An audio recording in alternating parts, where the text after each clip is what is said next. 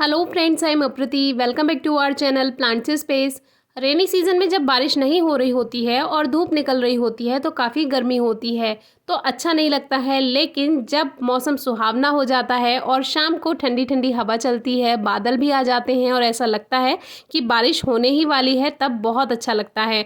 और ऐसे ही आज शाम को बहुत ठंडी हवा चल रही थी, साथ में बादल भी आए हुए हैं, तो देखते हैं रात में बारिश होती है या नहीं। लेकिन जहाँ तक है बारिश होगी ही, क्योंकि हमारे टेक्सास पर फ्लावरिंग हो रही है। तो रेनी सीज़न में ऐसा हो ही जाता है, जब इस प्लांट पे फ्लावर्स आते हैं तो बारिश होती ही है। लेकिन इस टॉपिक पर भी हमने बात की है आपसे लास्ट वीडियो में, तो डिस्क्रिप्शन बॉक्स में वीडियो ज़रूर चेक कीजिए। तो आज का टॉपिक हमारा टेक्सास प्लांट नहीं है, आज का टॉपिक हमारा रेनी सीजन से ही रिलेटेड है। जो आपके पॉट्स हैं, अभी तक क्या था, गर्मियाँ चल रही थी तो हमने मल्चिंग भी की थी अपने प्लांट्स में, सूखी पत्तियाँ हम डालते रहते हैं।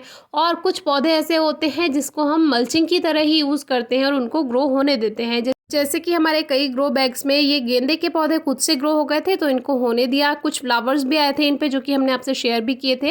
तो अभी बारिश शुरू हो गई है, तो पॉट्स में जितने भी एक्स्ट्रा प्लांट्स हैं या वीड्स हैं, खरपतवार है, या जो आपने मल्चिंग की हुई है, सूखी पत्तियां हैं, उनको हटा दीजिए और पॉट्स को एकदम साफ रखिए। दूसरी बात, जितना भी पॉट खाली हो चुका है उसको पूरा भरकर रखिए, नहीं तो बारिश के मौसम में पानी भर जाता है उन पॉट्स में और उसी की वजह से सॉइल में ओवर मॉइस्चर होता है।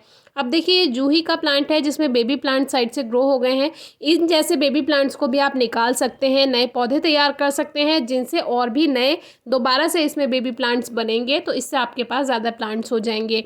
तो अभी हमारे जितने भी पॉट्स में ये गेंदे के पौधे थे, ये सभी हटा दिए हैं। जो घास जमा हो गई थी वो हटा दी है।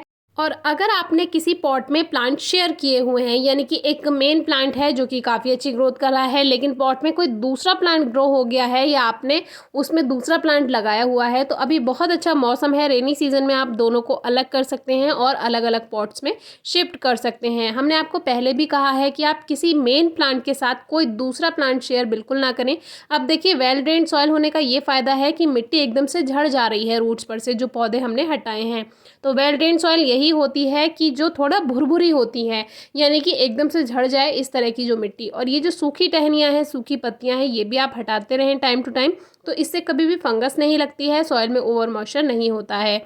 तो जैसे कि सावन शुरू हो गए हैं, तो हमारे अपराजिता के पौधे पे बहुत फूल आते हैं, जो कि हम पूजा में प्रयोग कर लेते हैं। लेकिन कुछ फूल हम रहने देते हैं, क्योंकि तितलियां भी आती हैं और तितलियों को जो फूल हैं, जो चटक फूल होते हैं, यानी कि जो थोड़े ब्राइट कलर्स में होते हैं, वो अपनी ओर आकर्षित करते हैं। इसीलिए थोड़े फ्लावर्स गार्डन में रहने देना चाहिए। और सूखे जो फूल हैं उनको हटाते रहें, यानी कि अभी फलियां ना बनने दें। जब सीजन एंड होगा, तब लगभग आप अगस्त सितंबर के बाद से इसमें सीड्स बना सकते हैं। अगस्त के बाद सितंबर में आप इसके सीड्स बना सकते हैं। अभी से अगर आप सीड बनने देंगे अपराजिता पे, तो फिर आपका प्लांट फ्लावरिंग बंद कर देगा। कुछ दिन पहले इस टॉपिक पर वीडियो शेयर की हुई है, ज़रूर चेक कीजिए। ऐसे ही सुबह गुड़हल पर भी काफ़ी सारे फूल थे, लेकिन कुछ फूल हम पेड़ पर भी रहने देते हैं, तो इसीलिए ये थोड़े से फूल बच गए। अब ये एक करी प्लांट का पॉट है, इसमें भी मल्चिंग की तरह हमने ये क्यूका मेलन की बेल ग्रो होने दी थी। इसमें बहुत ज़्यादा रूट्स नहीं होती हैं, हमने आपको पहले भी ये शेयर किया हुआ है, इसकी वीडियो आप डिस्क्रिप्शन बॉक्स में चेक कर सकते हैं। तो इसमें क्या है, इतनी ज़्यादा रूट्स नहीं होती हैं, शैलो रूट्स होती हैं, ऊपर ऊपर रहती हैं मिट्टी में। तो ये इतने सारे ये फ्रूट्स बना के देता रहता है, तो इसीलिए हम इसको आने देते हैं। मल्चिंग भी हो जाती है और ये फ्रूट्स भी मिल जाते हैं।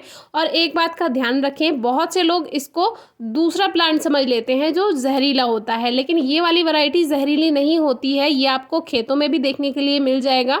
तो इसीलिए पहचान करना प्लांट की आना चाहिए। कभी ऐसा ना हो आप इसके चक्कर में दूसरा जहरीला प्लांट अपने गार्डन में ग्रो कर लें, तो वो बिल्कुल भी ना ग्रो करें।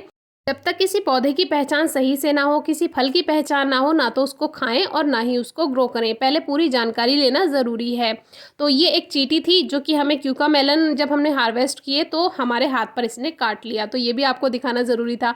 अब कुछ व्यूअर्स कहते हैं आप लोटस अपडेट शेयर कीजिए।